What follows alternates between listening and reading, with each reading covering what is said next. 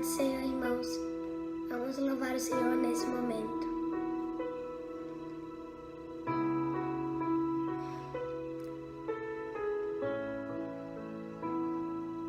Amanheceu, nada pesquei. Parecia ser apenas mais um dia como qualquer outro. Estava cansado, sem forças, desanimado, decidido a largar tudo e parar. Deus conhece tua estrutura, sabe o que estás fazendo. Mesmo que seja difícil, não pares, Ele está vendo. Colhe todas as suas lágrimas e mandou a te falar. Pega o que Ele te entregou e volte para o mar, que é o seu lugar. Quem mandou largar a rede? Quem mandou você parar? Volte para o mar alto, no lugar da tua vergonha eu vou te honrar. Quem mandou largar a rede? Quem mandou você parar? Volte para o mar alto, no lugar da tua vergonha eu vou te honrar. Filho, eu vou te honrar.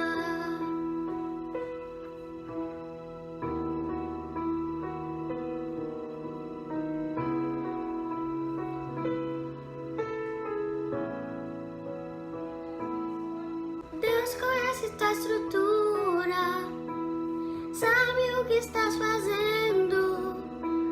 Mesmo que seja difícil, não pares, Ele está vendo.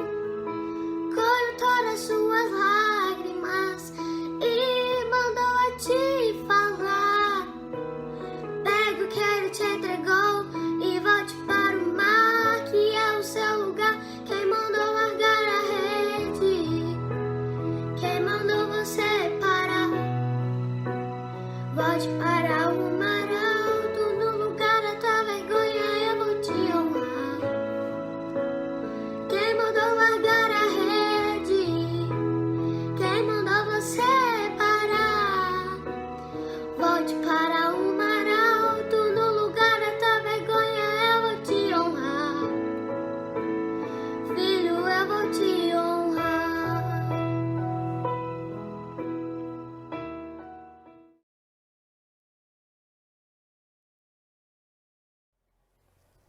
Olá, queridos, a graça e a paz do Senhor Jesus. Momento especial mais uma vez, quando estaremos meditando na palavra do nosso Deus. A palavra, a reflexão desta noite se encontra na primeira carta, na primeira epístola de Paulo a Timóteo. Eu te convido a abrir a palavra no capítulo de número 1, no versículo 12 em diante. Palavra do Senhor em primeira carta de Paulo a Timóteo, capítulo 1, versículo 12. Nos diz assim essa palavra: Dou graças a Cristo Jesus, nosso Senhor, que me fortaleceu e me considerou fiel, designando-me para o ministério. A mim que no passado era blasfemo, perseguidor e insolente. Mas alcancei misericórdia, pois fiz isso na ignorância, na incredulidade. Transbordou, porém, a graça de nosso Senhor com a fé e o amor que há em Cristo Jesus. Esta palavra é fiel e digna de toda a aceitação, que Cristo veio ao mundo para salvar os pecadores, dos quais eu sou o principal. Mas, por essa mesma razão, me foi concedida misericórdia, para que em mim, que sou o principal pecador, Cristo Jesus pudesse mostrar a sua completa longanimidade e eu servisse de modelo para todos os que hão de crer nele para a vida eterna. Assim, ao Rei eterno, imortal, invisível, Deus único, honra e glória para todos sempre. Amém. até aqui no versículo de número 17. Te convido a fechar os seus olhos para orarmos ao Senhor nesse momento. Pai, bendito seja o teu nome. A ti seja a honra, seja a glória para todos sempre. Eu te louvo, Pai, e peço ao Senhor que o Senhor venha trazer luz a esta palavra e que esta palavra fale nos corações dos teus servos. Abençoa, Pai, cada família que nos ouve e que possamos, ó Deus, ser edificados através da sua palavra. Que o teu Espírito Santo ministre a nós, pois nós precisamos do Senhor e queremos ouvir a tua voz. Esta é a minha oração, Pai querido, no nome de Jesus. Amém. Aqui, então, queridos, nós estamos diante da carta que Paulo escreve ao jovem pastor Timóteo. Jesus é misericordioso, amoroso e fez uma grande obra com o objetivo de transformar o homem e trazer salvação. Sim, eu digo transformar o homem porque nós somos transformados pelo Espírito de Deus para crer em Cristo Jesus, para que a salvação nos alcance. E aí então essa maravilhosa graça nos alcança para termos vida eterna. Isso somente é possível através da ação de Deus na minha vida, na sua vida, na vida das pessoas que têm o mover, tem um coração que se deixa mover pela ação do Espírito Santo. Queridos irmãos, Deus aqui, Ele nos surpreende, de certa forma, porque Jesus fez uma obra no apóstolo Paulo, apesar de quem ele era. É isso aí. Jesus fez uma obra fantástica, transformando a vida de Paulo. Da mesma maneira, Jesus também faz essa obra nos dias de hoje. Jesus me transformou, Jesus te transformou, Jesus deseja ainda transformar muitas pessoas para que sejam restaurados. Transformar o homem natural no homem espiritual. Transformar o homem que é pecador, mas antes condenado, num homem salvo. Ainda pecador dependente da graça de Deus, mas salvo pelo sacrifício de Jesus mediante a sua fé. Então aqui Deus fez uma obra fantástica. Olha bem como Paulo se dirige a Timóteo. Ele diz assim: dou graças a Cristo Jesus, nosso Senhor, que me fortaleceu e me considerou fiel, designando-me para o ministério. Aqui, queridos irmãos, é uma palavra que eu sempre me lembro. Eu me lembro do pastor Valdir Stefanini, lá em Vitória, nos ministrava a disciplina de liderança cristã, e ele dizia a respeito de alguns princípios, e desde o dia que ele grifou esse texto, nunca mais saiu da minha mente. Quando Cristo nos considera fiel e designa para o ministério. Esse é um texto que sempre falou comigo, porque nós somos então aqui desafiados, apesar de quem nós somos, mas considerados por Deus para que fôssemos fiéis e exercêssemos o ministério. Agora é interessante porque ele diz assim: a mim, no passado, que era blasfemo. A primeira qualidade, ou melhor, o primeiro adjetivo que ele coloca aqui é uma forma negativa, né? Porque ser blasfemo não é algo bom, mas blasfemar é o que? É proferir uma palavra que ofende uma divindade. Blasfemar é insultar uma religião. Blasfemar é você insultar tudo que pode ser sagrado. Então, veja bem, quando Paulo, apesar de no início ter zelo pela lei, pelas escrituras, quando ele se depara com Jesus, quando ele se depara com o Evangelho, com a obra de Cristo, ele mesmo se intitula blasfemo. Ou seja, ele ofendia a Deus fazendo o que ele fazia, falando e agindo da forma que ele fazia. E como se isso não bastasse, ele diz assim, olha, eu era blasfemo, perseguidor. Ora, ele perseguia a igreja de Cristo, e perseguindo a igreja de Cristo, ele atrapalhava a ação de Deus no meio daquele povo, daquela época, lembrando que ninguém pode impedir a ação de Deus, mas ele agia contra aqueles que tinham se convertido ao Evangelho de Cristo Jesus. E ele ainda continua e diz assim, além do mais, eu ainda era insolente. Insolente é alguém que se porta de uma maneira desrespeitosa. Pensa bem, uma pessoa que só diz desaforos. Esse era Paulo, um homem ultra instruído, zeloso na maneira de ver o evangelho, da lei, mas insolente, blasfemo e perseguidor da igreja. Mas se fôssemos nós diante de um homem desse, nós chamaríamos esse homem para ser um colaborador na obra de Deus?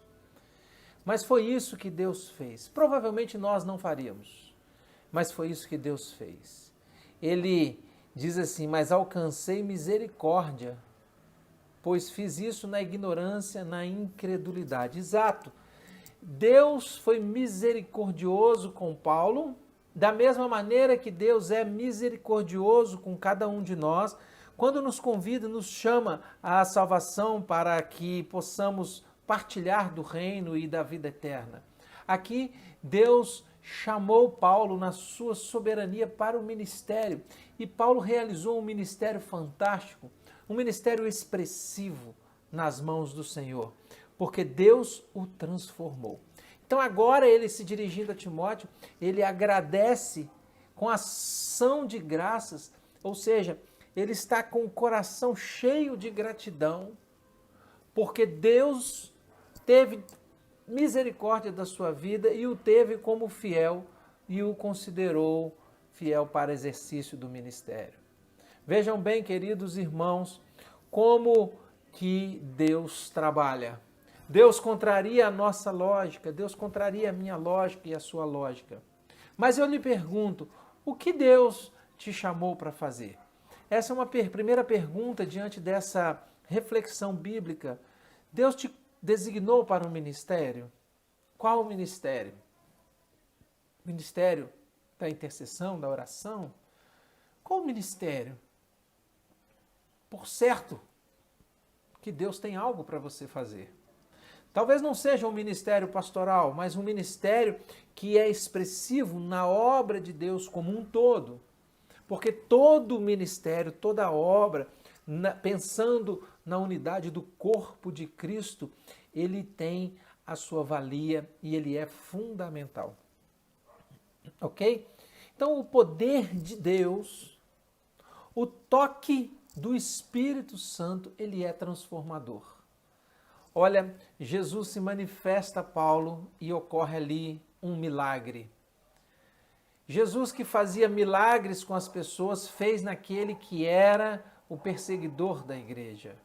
E então o Espírito de Deus toca em Paulo e ele é transformado.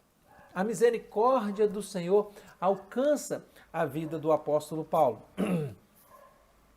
E essa mesma misericórdia alcançou a nossa vida e ainda alcança a vida de muitos pecadores como nós. Paulo tem aqui a sua consciência. Olha, eu sou pecador, o mais pecador de todos. E mesmo assim, Deus toca em Paulo. Deus já tocou na sua vida?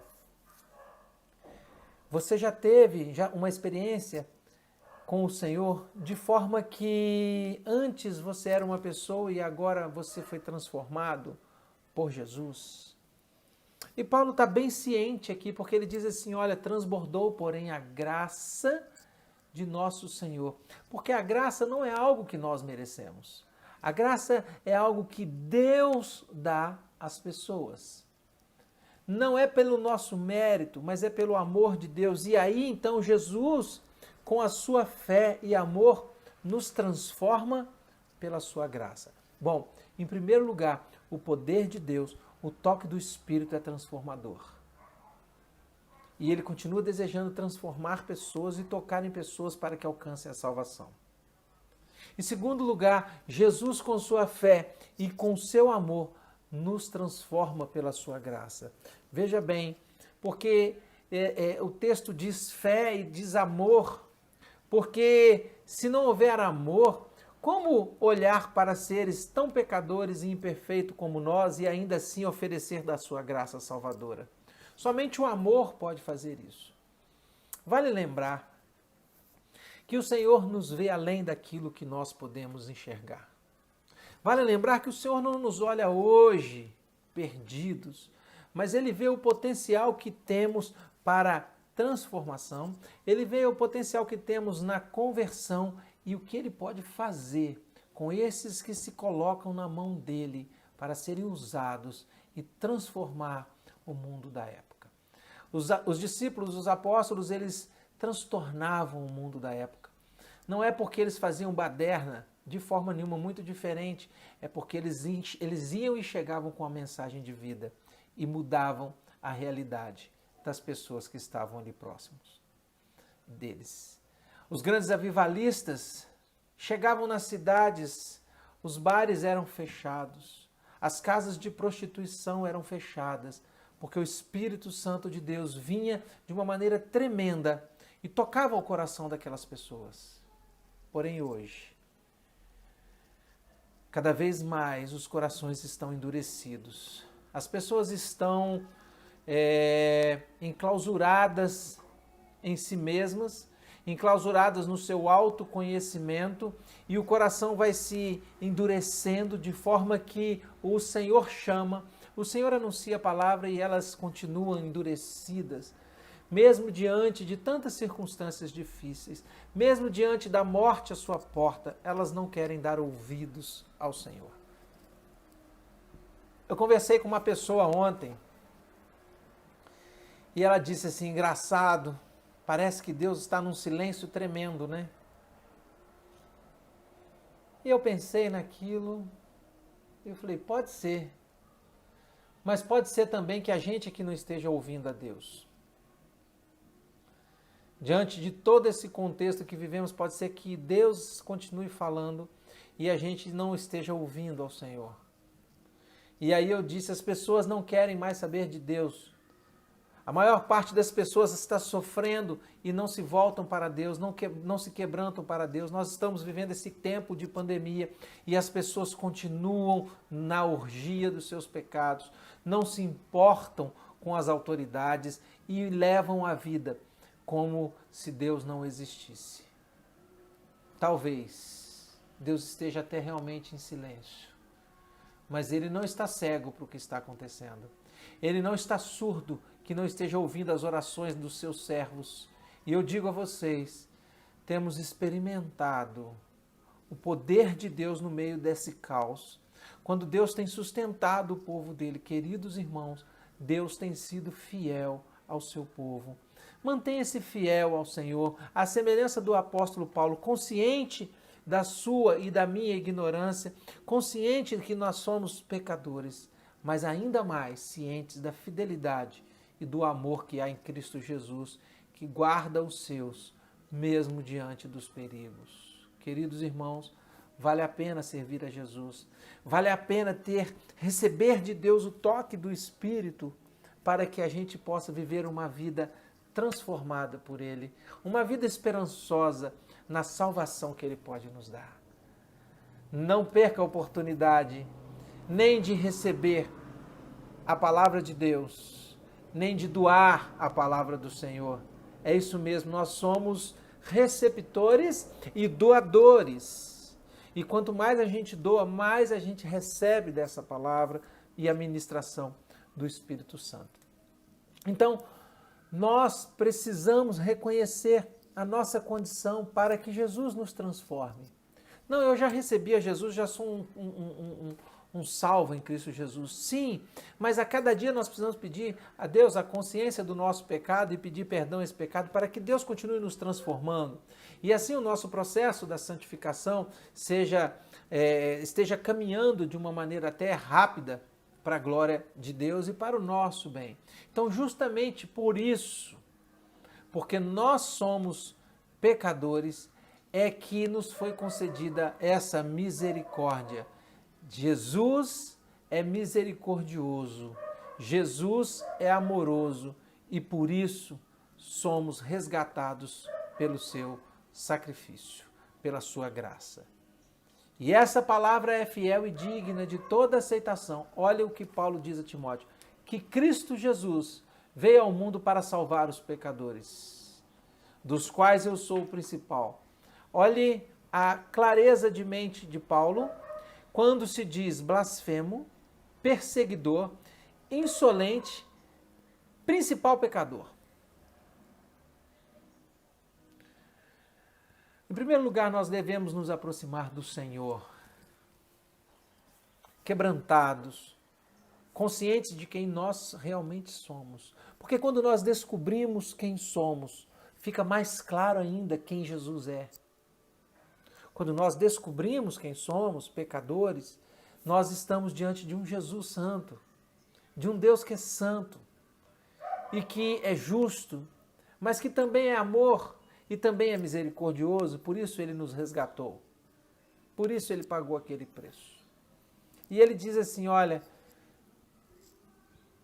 mas por essa mesma razão me foi concedida misericórdia para que em mim, que sou o principal pecador, Cristo Jesus pudesse mostrar a sua completa longanimidade e eu servisse de modelo para todos os que hão de crer para a vida eterna. Paulo se coloca aqui como um modelo. Ele era perfeito? Não. Ele era um modelo a ser seguido? Não. Mas ele foi aquele que contrariou a lógica do homem, porque Deus tocou-lhe no espírito e ele se transformou e alcançou a salvação e se tornou um servo fiel do Senhor. É isso mesmo que Deus pode fazer. Ele pode pegar as coisas loucas desse mundo, as que não são, e transformar nas que são. Para deixar o sábio confuso, para que o sábio não esteja ensoberbecido, achando que conhece todas as coisas. Mas quem poderá sondar o coração do Senhor? Esse é o Deus que nós servimos. Mas o testemunho de Paulo é útil para aqueles que virão a crer. Mas e o nosso testemunho? O nosso testemunho pode servir para trazer outras pessoas para Cristo? Você já pensou nisso? O testemunho que você tem dado traz as pessoas para Cristo ou afasta as pessoas de Cristo? Eu vou repetir. Isso é muito importante. Paulo deu testemunho, deu exemplo do poder de Deus quando o transformou, para que servisse de exemplo para aqueles que haveriam de crer ainda. E eu te pergunto, o seu testemunho leva ou afasta as pessoas de Jesus? Porque se você se diz servo do Senhor e tem um péssimo testemunho, não fique achando que Deus está de acordo com isso. Não fique achando que o seu testemunho é só para dentro do templo. Ainda mais nesse tempo que estamos com poucas pessoas ou com os templos vazios. Não. O nosso testemunho precisa levar outras pessoas para Cristo. Nós precisamos brilhar como a luz que ilumina o mundo, para trazer luz às trevas e o caminho esteja aberto, iluminado, o caminho que nos leva para a salvação. E esse caminho é Cristo Jesus, o nosso Senhor e Salvador. Pois bem, parando para pensar em Paulo, eu fico imaginando se nós já muitas vezes não, num momento ou outro, já não dissemos assim, esse aí não tem jeito. Você conhece alguém que você julga que essa pessoa não tem esperança mais, que ela não tem jeito? Pois bem, se você conhece essa pessoa, pode ser que Deus esteja esperando você ir lá falar de Jesus para ela. Você tem testemunho para isso? Vá lá e faça. Ore antes e quem sabe o Senhor não vai te dar uma experiência maravilhosa da conversão dessa pessoa, pelo toque do Espírito que é transformador. Quando nós pensamos nesse texto, no que Jesus fez com Paulo, como Deus operou, nós podemos acreditar que Deus pode fazer isso com outras pessoas. Quando pensamos no que Cristo pode fazer, só nos resta ir e anunciar o Evangelho. E por último, queridos, Paulo diz assim: assim ao Rei eterno, imortal, invisível, Deus único, honra e glória para todos sempre. Com base no que Cristo fez, só nos resta dar a Ele todo o nosso louvor e toda a nossa adoração. Como você tem prestado o seu louvor e a sua adoração ao Senhor? Honra e glória para todos sempre. Aquele que é Rei e é o único Deus. Ele é único e não há outro. Aquele que coloca outro no lugar do Senhor está levando gato por lebre, está levando falsificação, plágio. Jamais haverá outro como o Senhor. Jamais. Bem, como eu aplico isso na minha vida? Como esse texto fala, eu não estou aqui recebendo uma carta de Paulo diretamente, o Senhor não me chamou para o ministério, mas a primeira pergunta que eu tenho é: o seu testemunho de transformação é nítido aos olhos das pessoas? Você já pensou nisso? O seu testemunho de transformação é nítido? Ou as pessoas mal podem acreditar que você crê em Jesus? Mal podem crer que você é um servo do Senhor? Se isso aconteceu ou estiver acontecendo, é hora de parar e rever a sua vida. Sinal que as coisas não estão indo bem. Além do chamado para a salvação, qual é o chamado que Jesus te fez? Além dele ter te salvado, o que ele quer que você faça? Como você tem feito a obra de Cristo? Exatamente, Deus tem algo que Ele deseja que nós façamos. E nós precisamos saber o que é. E quando descobrir, realizar da maneira adequada. A palavra de Deus diz que ai daquele que fizer a obra de Deus relaxadamente. Será que temos sido relapsos com o Senhor? E por último, onde está verdadeiramente o nosso coração? Onde está o seu coração? Você tem dado somente a Ele a sua adoração? Porque essa é a recomendação do apóstolo Paulo quando louva a Deus, agradece ao Senhor escrevendo a Timóteo e diz: ao único, honra e glória para todo o sempre. Que o nosso culto, que o nosso louvor, que a nossa vida seja para honrar e exaltar o nome do Senhor Jesus. Porque somente Ele é digno, porque Deus é amor e porque a sua graça nos foi dada e fomos alcançados por essa tremenda graça por causa da misericórdia e amor de Deus. Queridos irmãos, falar de testemunho de Cristo hoje em dia é algo muito sério. Pense nisso. Seu testemunho, seu chamado, maneira que você tem realizado a obra do Senhor, e se o seu coração se encontra aos pés de Jesus, se o seu coração se encontra rendido aos pés de Deus. Que essa palavra possa edificar a igreja do Senhor e juntos continuemos avançando na obra do Senhor. Tudo para que o nome dele seja exaltado.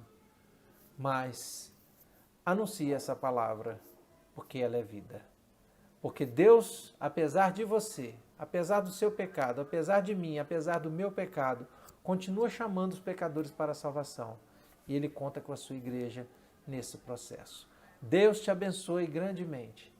Que o Senhor te guarde e te proteja.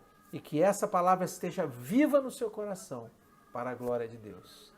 Um grande abraço e que o Senhor seja contigo, em nome de Jesus. E eu quero orar nesse momento para nós encerrarmos.